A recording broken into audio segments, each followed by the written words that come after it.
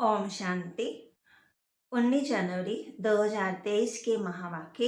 बाबा कहते, मीठे बच्चे, साकार शरीर को याद करना भी भूत अभिमानी बनना है, क्योंकि शरीर 5 भूतों का है। तुम्हें तो देहाभिमानी बन एक विदेही बाप को याद करना है। साकार शरीर को याद करना भी भूत अभिमानी बनना है, क्योंकि शरीर 5 भूतों का है। तुम्हें तो देहाभिमानी बन एक विदेही बाप को याद करना है। प्रश्न, सबसे सर्वोत्तम कार्य कौन सा है जो बाप ही करते हैं? उत्तर, सारी तमोप्रधान सृष्टि को सतोप्रधान सदा सुखी बना देना, ये है सबसे सर्वोत्तम कार्य, माना ऊंच से ऊंच कार्य जो बाप ही करते हैं। इस ऊंचे कार्य के कारण उनके यादगार भी ऊंचे ऊंचे बनाए हैं। दूसरा प्रश्न, किन 2 शब्दों में सारे ड्रामा का राज आ जाता है? उत्तर, पूज्य और पुजारी। जब तुम पूज्य हो तो तब पुरुषोत्तम हो, फिर मध्यम कनिष्ठ बनते, माया पूज्य से पुजारी बना देती है। गीत, महफिल में जल उठी क्षमा परवाने के लिए। ओम शांति। भगवान बैठ बच्चों को समझाते हैं कि मनुष्य को भगवान नहीं कहा जा सकता। ब्रह्मा विष्णु शंकर का भी चित्र है, उनको भगवान नहीं कह सकते। परमपिता परमात्मा का निवास स्थान भी ऊंच है, उनको ही प्रभु ईश्वर भगवान आदि कहते हैं। मनुष्य जब पुकारते हैं तो उनको कोई भी आकार व साकार मूर्ति दिखाई नहीं पड़ती है, इसलिए किस भी मनुष्य आकार को भगवान कह सकते हैं। सन्यासियों को भी देखते हैं तो कहते हैं भगवान, परंतु भगवान खुद समझाते हैं कि मनुष्य को भगवान नहीं कहा जा सकता। निराकार भगवान को तो बहुत याद करते हैं। जिन्होंने गुरु नहीं किया, छोटे बच्चे हैं, उनको भी सिखलाया जाता है, परमात्मा को याद करो, परंतु किस परमात्मा को याद करो ये नहीं बताया जाता।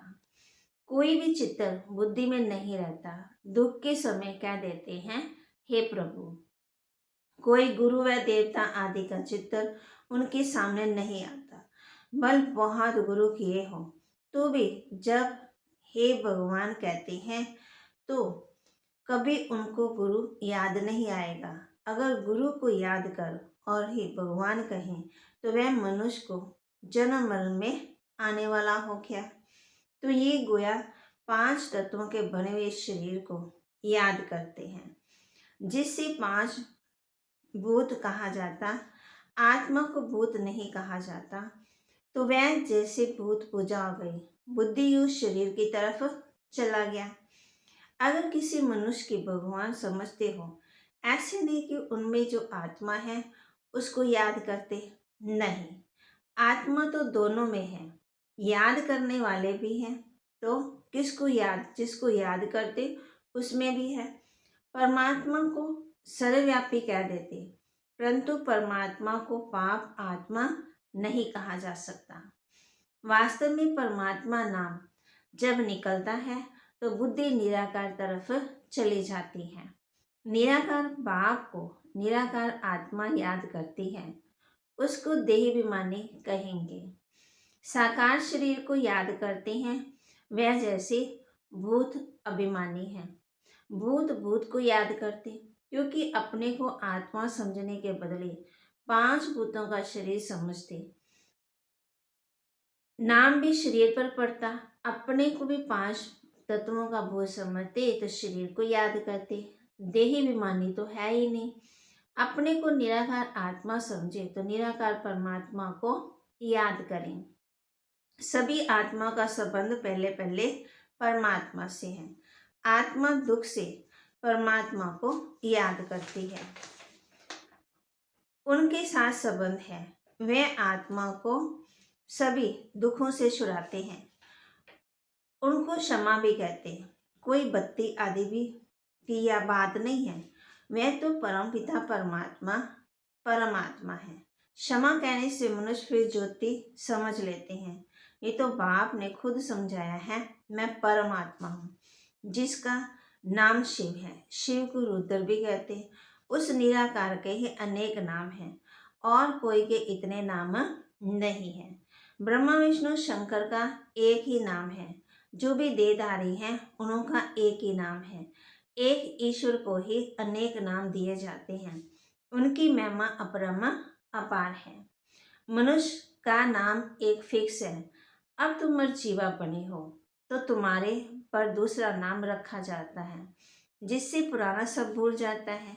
तुम परमपिता परमात्मा के आगे जीते जी मरते हो। तो ये मर्जीवा जन्म तो जरूर माता पिता 5 जन्म लिया जाता है। ये गुह्य बातें बाप बैठ तुमको समझाते हैं। दुनिया तो शिव को जानती ही नहीं है। ब्रह्मा विष्णु शंकर को जानते, ब्रह्मा का दिन ब्रह्मा की रात भी कहते। ये भी सिर्फ सुना है ब्रह्मा द्वारा स्थापना, परंतु कैसे ये नहीं जानते। ब्रह्मा द्वारा ब्राह्मण कुल ही रचेगा। तुम ब्राह्मण ब्रह्मा को नहीं परम पिता परमात्मा को याद करते हो क्योंकि ब्रह्मा द्वारा तुम उनके बने हो। बाहर वाले देवाभिमान ब्राह्मण ऐसे अपने को ब्रह्मा के बच्चे शिव के पुत्र नहीं कहेंगे। शिव बाबा जिसकी जयंती भी मनाते परंतु उनको ना जानने कारण उनका कदर नहीं है। उनके मंदिर में जाते समझते हैं ये ब्रह्मा विष्णु शंकर व लक्ष्मी नारायण तो नहीं है। वह जरूर निराकार परमात्मा है और सभी एक्टर्स का अपना अपना पाठ है। ये परमपिता परमात्मा एक ही है।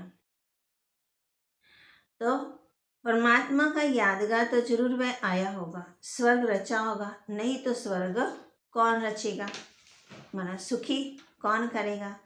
अब फिर आकर के ये रुद्र ज्ञान यज्ञ रचा, इसको यज्ञ कहा जाता क्योंकि इसमें स्वाह होना होता। यज्ञ तो बहुत मनुष्य रचते, वह सब है भक्ति मार्ग के स्थूल यज्ञ।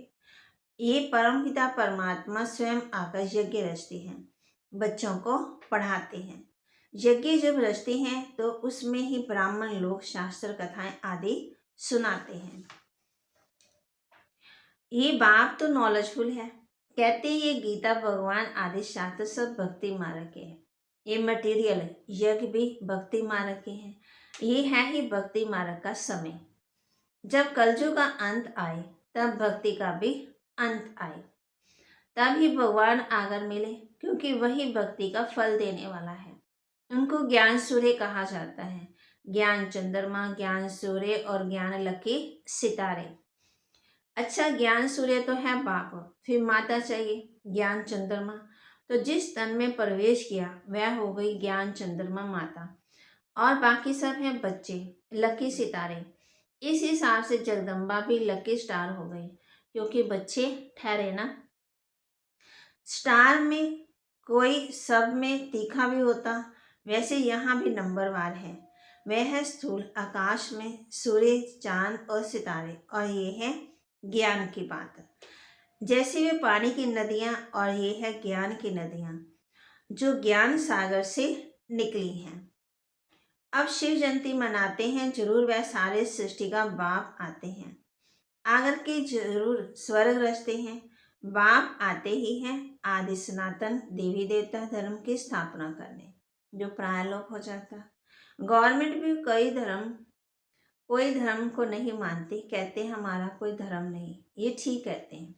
बाप भी कहते हैं भारत का आदि सनातन देवी देवता धर्म प्रायलोक है। धर्म में ताकत रहती है। भारतवासी अपने दैवी धर्म में थे तो बहुत सुखी थे। ऑलमाइटी अथॉरिटी राज्य था। श्री लक्ष्मी नारायण को पुरुषोत्तम कहा जाता। नंबरवार ऊंच नीच तो होते ही हैं। सर्वोत्तम पुरुष, उत्तम पुरुष, मध्यम कनिष्ठ पुरुष तो होते ही हैं। तो लक्ष्मी नारायण है सबसे उत्तम, सभी पुरुषों में उत्तम। फिर नीचे उतरते हैं तो देवता से क्षत्रिय, क्षत्रिय से फिर वैश्य, फिर शूद्र, कनिष्ठ बनते। सीताराम को भी पुरुषोत्तम नहीं कहेंगे। सभी राजाओं का राजा पुरुषोत्तम, सतो प्रधान पुरुषोत्तम है लक्ष्मी नारायण। ये सब बातें तुम्हारी बुद्धि में बैठी है। कैसे ये सृष्टि का चक्कर चलता है, पहले उत्तम फिर मध्य कनिष्ठ बनते। इस समय तो सारी दुनिया तमो प्रधान है, ये बाप समझाते हैं, जिसकी अब जयंती मनाते हैं। तुम बता सकते हो कि आज से 5000 वर्ष पहले परमपिता परमात्मा शिव पधारे थे, नहीं तो शिव जयंती क्यों मनाते? परमपिता परमात्मा जरूर बच्चों के लिए सौगात ले आएंगे और जरूर उत्तम कार्य करेंगे। सारी तमो प्रधान सृष्टि को सतो प्रधान सदा सुखी बनाते हैं। जितना ऊंच उतना ऊंच यादगार भी है। जिस मंदिर को लूट कर ले गए, मनुष्य चढ़ाई करते ही हैं धन के लिए, फौरन से भी आए धन के लिए। उस समय भी धन बहुत था, परंतु माया रावण ने भारत को कोड़ी तुल्य बना दिया। बाप आकर के हीरे तुल्य बनाते हैं। ऐसे शिव भाव को कोई भी नहीं जानते। कह देते हैं सर्वव्यापी हैं, ये भी कहना भूल है। नैया पार करने वाला सतगुरु एक ही है, डुबोने वाले अनेक हैं। तो बाप हम बच्चों को कहते कि स्वर्ग में तो सदा सुख, माना मिलजुल के रहते, क्षीर सागर कहा जाता, जहाँ लक्ष्मी नारायण राज्य करते। बाकी ऐसे नहीं कि विष्णु वहाँ क्षीर सागर में विश्राम करते हैं। वो लोग तो बड़ा तालाब बनाकर उसके बीच में विष्णु को रखते हैं। विष्णु भी लंबा चौड़ा बनाते। इतने बड़े तो लक्ष्मी नारायण होते ही नहीं है। बहुत बहुत 6 फुट होंगे। पांडवों को बड़े बड़े बुत बनाते। रावण का कितना बड़ा बुत बनाते, बड़ा नाम तो बड़ा चित्र बनाते। बाबा का नाम बल बड़ा है, परंतु उनका चित्र छोटा है। ये तो समझाने के लिए इतना बड़ा रूप दे दिया है। बाप कहते हैं मेरा इतना बड़ा रूप नहीं है। जैसे आत्मा छोटी है, वैसे ही मैं परमात्मा भी मिस्टार मिसल हूँ। उसको सुप्रीम सोल कहा जाता है। वह है सबसे ऊंच। उसी में सारा ज्ञान भरा हुआ है। उनकी महिमा गाई हुई है कि वह मनुष्य सृष्टि का बीज रूप ज्ञान का सागर है।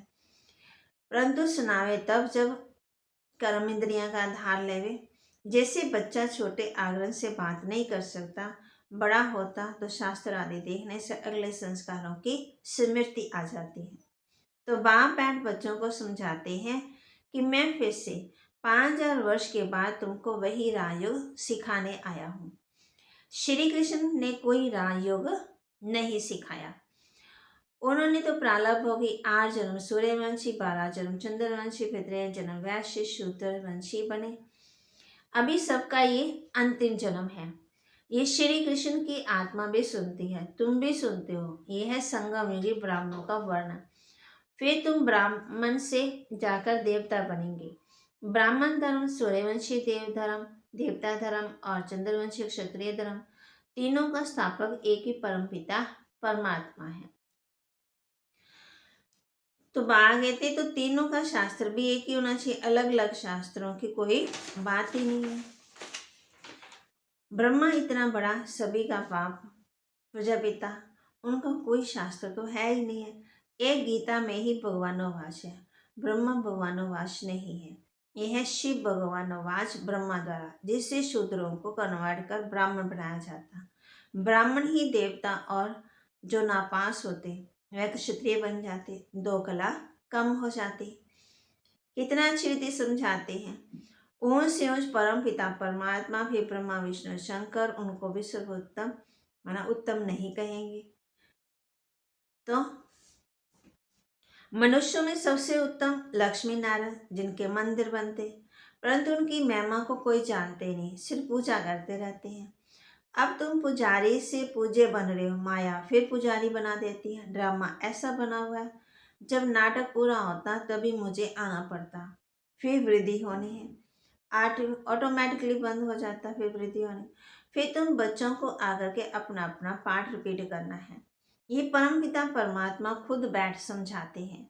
जिनकी जयंती भक्ति मार्ग में मनाते हैं, ये तो मनाते ही रहेंगे। स्वर्ग में तो कोई की भी जयंती नहीं मनाते हैं। श्री कृष्ण राम आदि की भी जयंती नहीं मनाएंगे, वह तो खुद प्रैक्टिकल में होंगे। ये तो होकर गए हैं तब मनाते हैं। वहाँ वर्ष वर्ष श्री कृष्ण का बर्थडे नहीं मनाएंगे, वहाँ तो है ही सदा खुशियाँ ही खुशियाँ। बर्थडे क्या मनाएंगे? बच्चे का नाम तो माता पिता ही रखते होंगे, गुरु तो वहाँ होता ही नहीं। वास्तव में इन बातों का ज्ञान और कोई योग से कोई कनेक्शन नहीं है। बाकी वहाँ की रस्म क्या होगी तो पूछना होता, यहाँ तो बाबा क्या देंगे, वहाँ के कायदे जो होंगे वह चलते पड़ेंगे। तुमको पूछने की क्या दरकार है।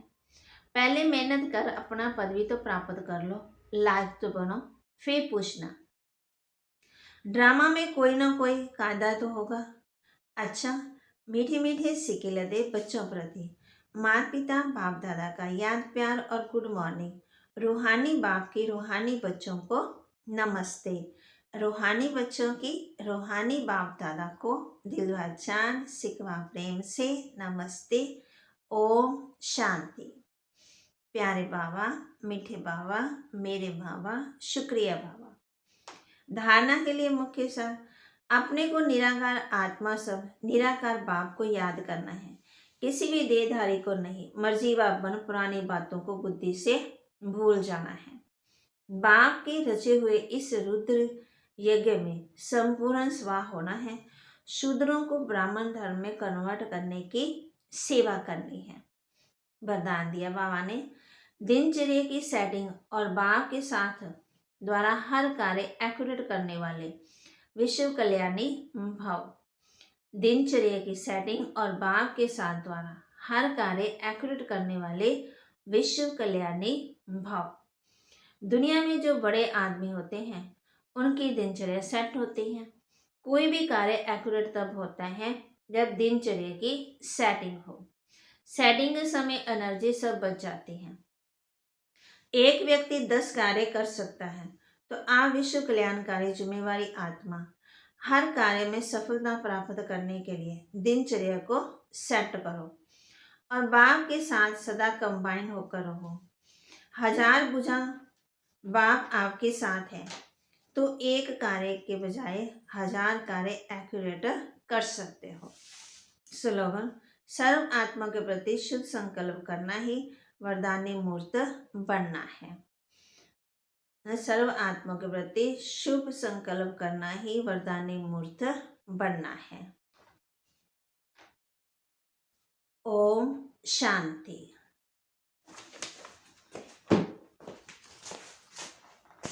18 जनवरी 2023 के महावाक्य पिताश्री जी के पुण्य स्मृति दिवस पर सुनाने के लिए बाप दादा के मधुर महावाक्य। प्रश्न, भविष्य के लिए बच्चों ने बाप से कौन सा सौदा किया है, उस सौदे से संगम पर कौन सा फायदा है। भविष्य के लिए बच्चों ने बाप से कौन सा सौदा किया है, उस सौदे से संगम पर कौन सा फायदा है। उत्तर दे, शायद जो भी कुछ कखपन है वह सब कुछ बाप को अर्पण करके बाबा को कहते हो कि बाबा हम आपसे फिर वहाँ भविष्य में सब कुछ लेंगे। यह है सबसे अच्छा सौदा। इससे तुम्हारा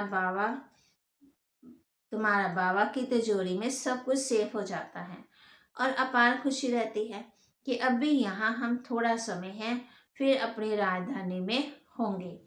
तुमको कोई पूछे तो बोलो, वाह, हम तो बेहद के बाप से बेहद का सुख का वर्षा ले रहे हैं। अभी हम एवर हेल्दी एवर वेल्दी बनते हैं। ओम शांति। रूहानी बाप रूहानी बच्चों को समझाते हैं, मीठे बच्चे, जब यहाँ आकर बैठते हो तो आत्म अभिमानी हो, बाप की याद में बैठो। ये अटेंशन तुम्हारे लिए फॉर एवर है। जब तक जीते हो बाप को याद करते रहो। याद नहीं करेंगे तो जन्म जन्मांतर के पाप नहीं कटेंगे। रचयिता और रचना के आदि मध्यंत का सारा सुदर्शन चक्कर तुम्हारी बुद्धि में फिरना चाहिए। तुम लाइट हाउस हो। एक आंख में है शांति धाम, दूसरी आंख में है सुख धाम। उठते बैठते चलते फिरते अपने को लाइट हाउस समझो। अपने को लाइट हाउस समझने से अपना भी कल्याण करते और दूसरों का भी कल्याण करते हो। बाबा बिन बे युक्तियां बतलाते हैं। जब कोई रास्ते में मिले तो उनको बताना है ये दुख धाम है, शांति धाम सुख धाम चलना चाहते हो, इशारा देना है। लाइट हाउस भी इशारा देते हैं ना, रास्ता दिखाते हैं। तुमको भी सुख धाम शांति धाम का रास्ता बताना है। दिन रात यही धुन होनी चाहिए। योग की ताकत से तुम किसी को थोड़ा भी समझाएंगे तो उनको जड़ तीर लग जाएगा। जिसको तीर लगता है तो एकदम घायल हो जाते हैं। पहले घायल होते हैं फिर बाबा के बनते हैं। बाप को प्यार से तुम बच्चे याद करते हो तो बाप को भी कशिश होती है। कई तो बिल्कुल याद ही नहीं करते तो बाप को तरस पड़ता है। फिर भी कहते हैं मीठे बच्चे उन्नति को पाते रहो, पुरुषार्थ कर आगे नंबर में आ जाओ। पतित पावन सदगति दाता एक ही बाप है, उस एक बाप को याद करना है। सिर्फ बाप को नहीं, साथ साथ स्वीट होम को भी याद करना है। सिर्फ स्वीट होम भी नहीं, मलकियत भी चाहिए, इसलिए स्वर्ग धाम को भी याद करना है। बाप आए हैं मीठे मीठे बच्चों को परफेक्ट बनाने। जो ईमानदार सच्चाई से अपनी जांच करनी है कि हम कहाँ तक परफेक्ट बने हैं। परफेक्ट बनने की युक्ति भी बाप ही बताते हैं। मुख्य खामी है देवाभिमान की। देवाभिमान की अवस्था को आगे बढ़ने नहीं देता है, इसलिए देह को भी भूलना है। बाप का बच्चों में कितना लव रहता है। बाप बच्चों को देख हर्षित होते हैं तो बच्चों की कितनी इतनी खुशी में रहना चाहिए। बाप को याद कर अंदर गदगद होना चाहिए। दिन प्रतिदिन खुशी का पारा चढ़ा रहना चाहिए। पारा चढ़ेगा याद की यात्रा से, वह आहिस्ते आहिस्ते चढ़ेगा। हार जीत होते होते फिर नंबरवार पुरुषार्थ अनुसार कल पहले मिसल अपना पद भी पालेंगे। बाप दादा बच्चों की अवस्था को साक्षी होकर देखते रहते हैं और समझाने भी देते रहते हैं। बाप दादा दोनों का बच्चों पर बहुत लव है, क्योंकि कलब कर लवली सर्विस करते हैं और बहुत प्यार से करते हैं। परंतु बच्चे अगर श्रीमत पर नहीं चलते तो बाप ही क्या कर सकते हैं। बाप को तरस तो बहुत पड़ता है, माया हरा देती है, बाप फिर खड़ा कर देते हैं। सबसे मीठे से मीठा वह एक बाप है। कितना मीठा, कितना प्यारा शिव भोला भगवान। शिव भोला तो एक का ही नाम है ना। मीठे बच्चे अभी तुम बहुत वैल्यूएबल हीरा बनते हो। वैल्यूएबल हीरे जवाहरात जो होते हैं उनको सेफ्टी के लिए हमेशा बैंक में रखते हैं। तुम ब्राह्मण बच्चे ही वैल्यूएबल हो जो शिव बाबा की बैंक में सेफ्टी में हो। अभी तुम बाबा की सेफ में रह अमर बनते हो। तुम काल पर विजय पहन रहे हो। शिव बाबा के बने तो सेफ हो गए। बाकी ऊंच पदवी पाने के लिए पुरुषार्थ करना है। दुनिया में मनुष्यों के पास कितना भी धन दौलत है, परंतु वह सब खत्म हो जाना है, कुछ भी रहेगा नहीं। तुम बच्चों के पास तो अभी कुछ है ही नहीं है, ये दे भी नहीं है, ये भी बाप को दे दी। तो जिनके पास कुछ नहीं है उनके पास जैसे कि सब कुछ है। तुमने बेहद के बाप से सौदा किया है भविष्य नई दुनिया के लिए। कहते हैं बाबा देश आज जो कुछ का पन है सभी कुछ आपको देते हैं और आपसे फिर वहाँ सब कुछ लेंगे। तो तुम जैसे सेफ हो गए, सभी कुछ बाबा की तिजोरी में सेफ हो गया। तुम बच्चों के अंदर में कितनी खुशी होनी चाहिए। बाकी थोड़ा समय है, फिर हम अपनी राजधानी में होंगे। तुमको कोई पूछे तो बोलो वाह, हम तो बेहद के बाप से बेहद का सुख का वर्षा ले रहे हैं, एवर हेल्दी वेल्दी बनते हैं, हमारी सभी मनोकामनाएं पूरी हो रही हैं। ये बाप कितना लवली प्योर है, वह आत्मा को भी आसमान प्योर बनाते हैं। तुम जितना बाप को याद करेंगे उतना अथाह लवली बनेंगे। देवताएं कितने लवली हैं जो अभी तक भी उनके जड़ चित्रों को पूजते रहते हैं। तो अभी तुम बच्चों को इतना लवली बनना है, कोई भी देदारी कोई भी चीज के पीछे याद ना आए। बाबा आपसे तो हमें सब कुछ मिल गया। मीठे बच्चों को अपने साथ प्रतिज्ञा करनी चाहिए, हमारे से कोई ऐसे भी कर्म ना हो जिससे दिल अंदर खाती रहे। इसलिए जितना हो सके अपने को सुधारना है, ऊंच मर्तबा पाने का पुरुषार्थ करना है। नंबरवार तो है ही, जवाहरात में भी नंबरवार होते हैं ना। कोई में बहुत डिफेक्ट होते, कोई बिल्कुल प्योर होते। बाप भी जौहरी है, तो बाप को एक एक रत्न को देखना होता है, ये कौन सा रत्न है, इनमें कौन सा डिफेक्ट है। अच्छे अच्छे प्योर रत्नों को बाप भी बहुत प्यार से देखेंगे। अच्छे अच्छे प्योर रत्नों को सोने की डिब्बी में रखना होता है। बच्चे भी खुद समझते हैं कि मैं किस प्रकार का रत्न हूँ, मेरे में कौन सा डिफेक्ट है। अब तुम कहेंगे, वाह सतगुरु वाह, जिसने हमको ये रास्ता बताया, वाह तकदीर वाह, वाह ड्रामा वाह। हमारे दिल से निकलता है शुक्रिया बाबा, आपका जो हमारे 2 मुट्ठी चावल लेकर हमें सेफ्टी से भविष्य में 100 गुना रिटर्न देते हो। परंतु इसमें भी बच्चों की बड़ी विशाल बुद्धि चाहिए। बच्चों को अथाह ज्ञान धन का खजाना मिल रहा है तो अपार खुशी होनी चाहिए। जितना हृदय शुद्ध होगा तो औरों को भी शुद्ध बनाएंगे। योग की स्थिति से हृदय शुद्ध बनता है। तुम बच्चों की योगी बनाने का शौक होना चाहिए। अगर देह में मोह, देह बीमार रहता है तो समझो हमारी अवस्था बहुत अच्छी है। देही बीमानी बच्चे ही सच्चा डायमंड बनते हैं। इसलिए जितना हो सके देही बीमानी बनने का अभ्यास करो। बाप को याद करो। बाबा अक्षर सबसे बहुत मीठा है। बाप बड़े प्यार से बच्चों को पलकों पर बिठाकर साथ ले जाएंगे। ऐसे बाप की याद के नशे में चकनाचूर होना चाहिए। बाप को याद करते करते खुशी में ठंडे ठार हो जाना चाहिए। जैसे बाप कार्यों पर भी उपकार करते, तुम भी फॉलो फादर करो, सुखदाई बनो। तुम बच्चे अभी ड्रामा के राज को जानते हो।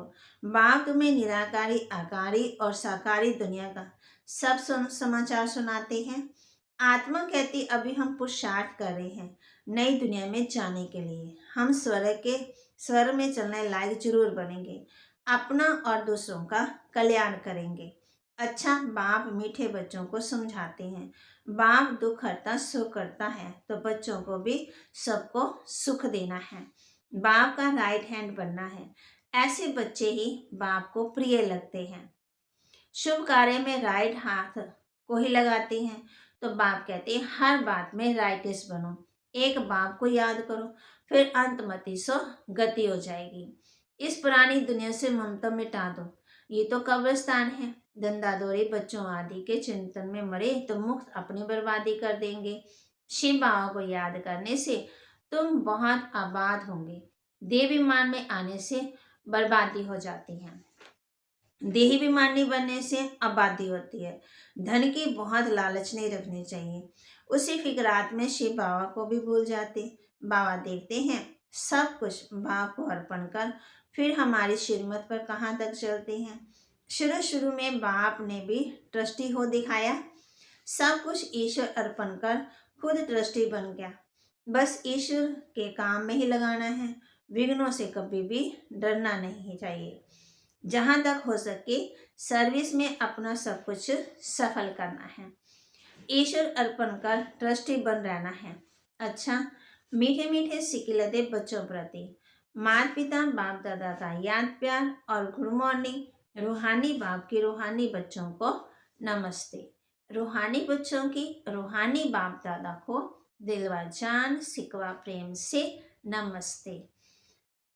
ओम शांति। प्यारे बाबा, मीठे बाबा, मेरे बाबा, शुक्रिया बाबा। अव्यक्त महावाक्य हैं 1977 के। सभी आवाज से परे अपने शांत रूप स्थिति में स्थित रहने का अनुभव बहुत समय कर सकते हो। आवाज में आने का अनुभव ज़्यादा कर सकते हो। वे आवाज से परे रहने का अनुभव ज़्यादा समय कर सकते हो। जितना लास्ट स्टेज अथवा कर्मठ स्टेज समीप आती जाएगी उतना आवाज से परे शांत स्वरूप की स्थिति अधिक प्रिय लगेगी। इसलिए स्थिति में सदा अतीन्द्रिय सुख की अनुभूति हो। इसी अतीन्द्रिय सुख में स्थिति द्वारा अनेक आत्माओं को सहज ही आह्वान कर सकेंगे। ये पावरफुल स्थिति विश्व कल्याणकारी स्थिति कही जाती है। जैसे आजकल साइंस की साधनों द्वारा सब चीजें समीप अनुभव होती है ना। दूर की आवाज टेलीफोन के साधन द्वारा समीप सुनने में आती है। टीवी माना दूरदर्शन द्वारा दूर का दृश्य समीप दिखाई देता है। ऐसे ही साइलेंस के स्टेज द्वारा कितना भी दूर रहती हुई आत्मा को संदेश पहुंचा सकते हो। वो ऐसे अनुभव करेंगे जैसे साकार में सम्मुख किसी ने संदेश दिया है। दूर बैठे हुए भी आप श्रेष्ठ आत्माओं के दर्शन और प्रभु के चित्रों के दृश्य ऐसे अनुभव करेंगे जैसे कि सम्मुख देख रहे हैं। संकल्प के द्वारा दिखाई देगा।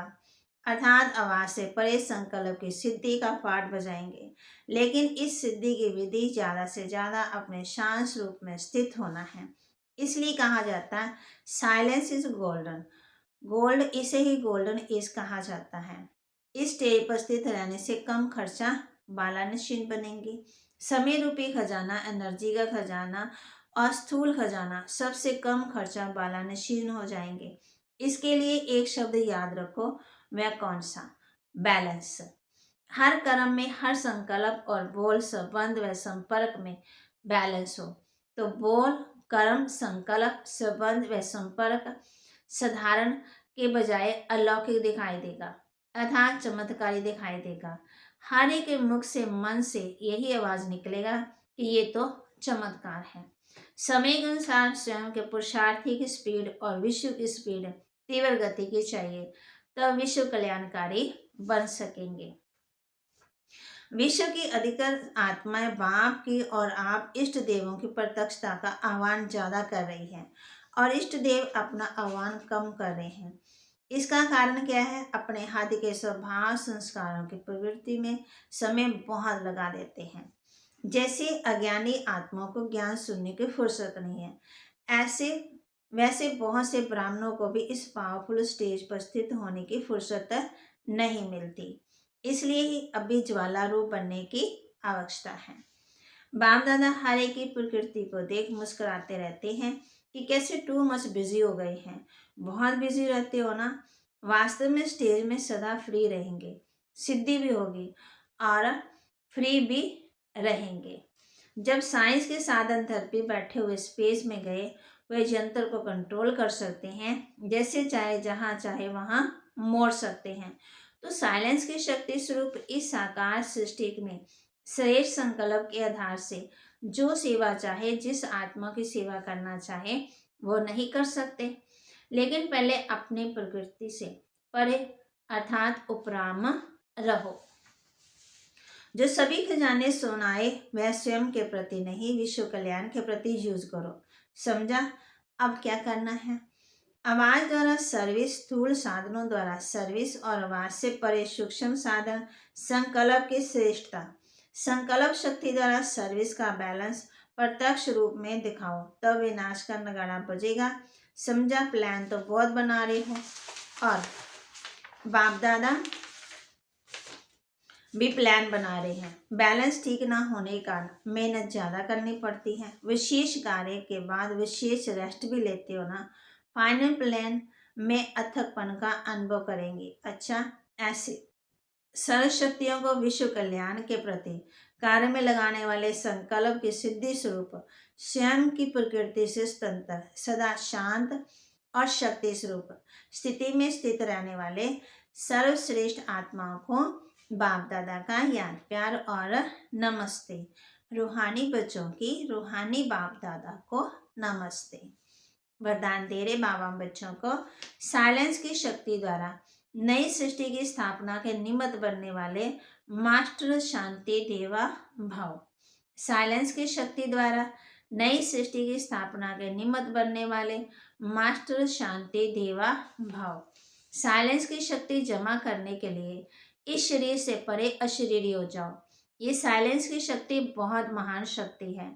इससे नई सृष्टि की स्थापना होती है। तो जो आवाज से परे साइलेंस रूप में स्थित होंगे वही स्थापना का कार्य कर सकेंगे। इसलिए शांति देवा था शांत स्वरूप बनो। अशांत आत्माओं को शांति की किरणें दो। विशेष शांति की शक्ति को बढ़ाओ। यही सबसे बड़े से बड़ा महादान है। यही सबसे प्रिय और शक्तिशाली वस्तु है। स्लोगन: हर आत्मा का प्रकृति के प्रति शुभ भावना रखना ही विश्व कल्याणकारी बनना है। हर आत्मा में प्रकृति के प्रति शुभ भावना रखना ही विश्व कल्याणकारी बनना है। तो आज हम विशेष इस बात का ध्यान रखेंगे कि साइलेंस की शक्ति जमा करनी है और जितना हो सके मौन में रहेंगे और दूर बैठी आत्माओं को भी, उनका भी कल्याण करेंगे। आज हमने अशरीरी बनने का अभ्यास करना है। ओम शांति।